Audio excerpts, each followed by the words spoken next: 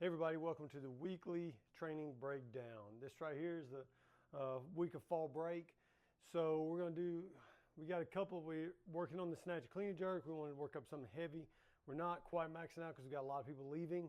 And I know a lot of people want to come in and just kind of see where they're at. So we're going to do something a little different today on this. We're going to shorten up the time frame. We usually do 20 minutes. Then we're going to just do 15 minutes on the snatch and clean and jerk for this week. So Monday, starting off snatching, you're going to do 1 rep every minute on the minute for 15 minutes. You're going to start at 50 to 60%, and we're going to slowly build up until a heavy single. So with this, like my approach in this, like if I miss one time, I'm going to judge like where I was.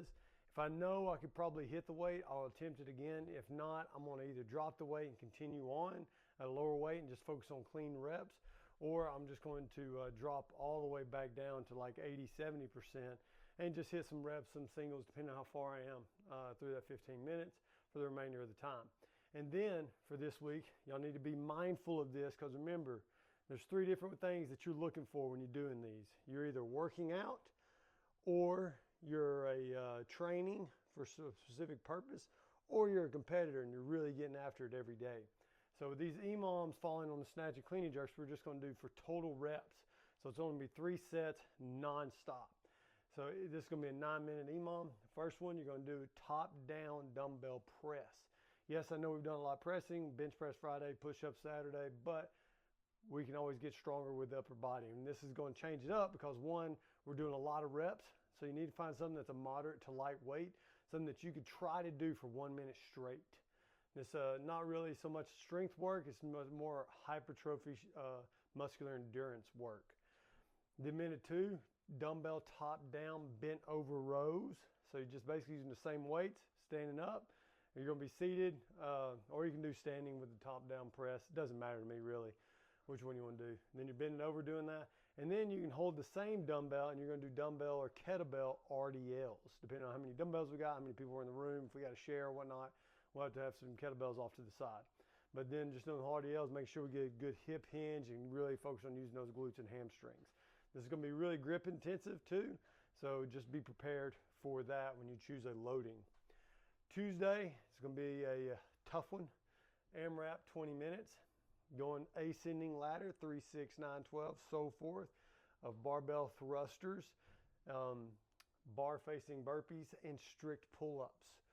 So for the weight for this, we're going to try to stay light today. So even the competitor's going to be 95-65 because we want to see how far you can get.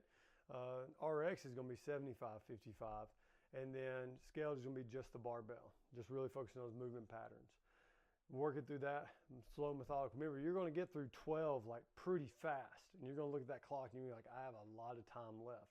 So how you pace at the beginning is definitely going to pay off later on once you get going. And then after that, we're going to do the McGill Big 3. We need everybody to stay after class and do that. You should have about 15 minutes after class or so to be able to knock those out. And I got a really great instructional video from Squat University, the dude from Squat University, on how to perform all the McGill Big 3 exercises. He does a curl up instead of a hollow rock hold. Us being CrossFitters, we really want to focus in on whole body core stability. So if you have the capacity to do hollow rocks, I like doing hollow rocks. If you don't and you're a beginner and you're just trying to build some core strength, the curl ups is the way to go. Endurance WOD on Wednesday, it's going to be a 10-minute warm-up, probably 5 and 5 minutes on a bike, 5 minutes on a rower, and then we're going to get started into 4 rounds of 4-minute row, 4-minute bike for max calories on that. In the endurance portion of it, Zeth has got it prescribed at an RPE of 4 to 6, which is something that you can just maintain, breathe, talk throughout. So if you're looking for more aerobic work, make sure you're keeping that RPE of 4 to 6. If you're looking to push your work, say if this is like one of the 3 days you get to come in this week or one of the 2 days that you get to come in this week, you may push the pace, get the intensity up and see what you can keep throughout as you go. Thursday is going to be our clean and jerks. Same thing, 1 rep each minute on the minute for 15 minutes, starting off at 50, 60%, adding 5 pounds every time, working up, getting those perfect reps in, leading up. Then we got the same thing for the EMOM on this one. This one's going to be lower body focused more. Alternating dumbbell lunges, reverse lunges. And then you got kettlebell single arm upright rows. So it's basically a kettlebell swing into an upright row. So we're still using our hips and glutes. If you feel this in your lower back and upper back, you're doing it wrong. Hopefully I can get an instructional video out on how to perform these correctly. And then minute 3, max handstand hold on that. I know I said it's lower body intensive, but there's 2 exercises that's focused in on lower body. The upright row you could say, but if the hip is engaging correctly and you have the perfect timing down on doing that pull after the hips extend, it's really not so much a shoulder workout. It's more of a hip, upper back workout or exercise. And then the handstand hold is obviously going to be a lot of shoulder intensive work.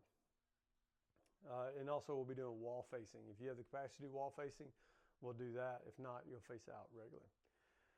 Friday, every 7 minutes for 35 minutes, you're going to do a 4-minute AMRAP. So once again, we got 5 sets of 4-minute AMRAPs with 3 minutes of rest. Loving these interval work.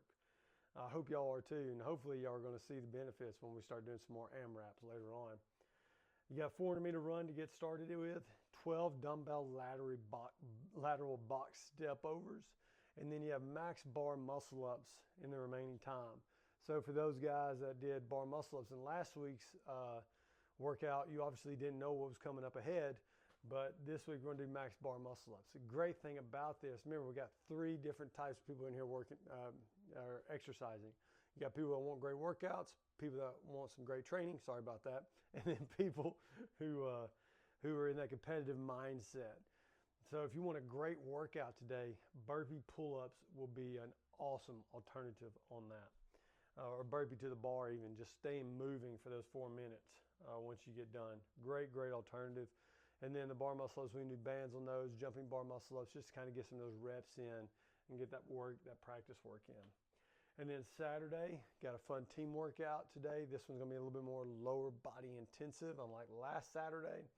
You got 10 back squats to start off before each exercise. And for RX, it's 225, 155. For the males, for the competitors, 275, 205. And then for workouts, you want to find something that's going to be roughly 60% of your 1 rep max between you and your partner doing these. Because remember, you're splitting these reps up. So we want to find something that's heavy enough to where you're just not going to bang out 10 reps really quick. Like you want to be able to like that 5 rep range. Even at 275, for those of you that did 300 pounds or close to it for 20 reps, this right here, it's not this first set. It's going to be this last set that gets you when you're going. So let's find some heavy to moderate loads on these. So 10 back squats, 40 box jump overs, 10 back squats, 60 V-ups, 10 back squats, 80 pull-ups, 10 back squats, 180 cal bike. So I know you might be doing burpee pull-ups here and then pull-ups here. That's okay, because it's a little different. You're not going to be doing quite the same intensity. Remember, this is going to be repetitions back to back to back to back to back. While this one is just kind of slow, methodical breathing type work on those burpee pull-ups. And even if you do bar muscle-ups on these, you should still be good to come in the next day for these, especially with the amount of reps that you're probably going to get. You'll be fine, and you get to split this up with a partner. So even if I had a partner on this one personally, I'd probably doing sets of 8 to 10 reps on pull-ups. Nothing, no big sets, just really short, fast sets, because eventually you're going to catch the people who do big sets in the beginning and then slow down on the end. If you stay consistent, that's always better when you're doing these workouts. That's this week's training. I hope you enjoy it. Look forward to seeing your names on the leaderboard. If you're on vacation this week and you're watching this, wish you safe travels, good times with fams, and I'll see y'all later.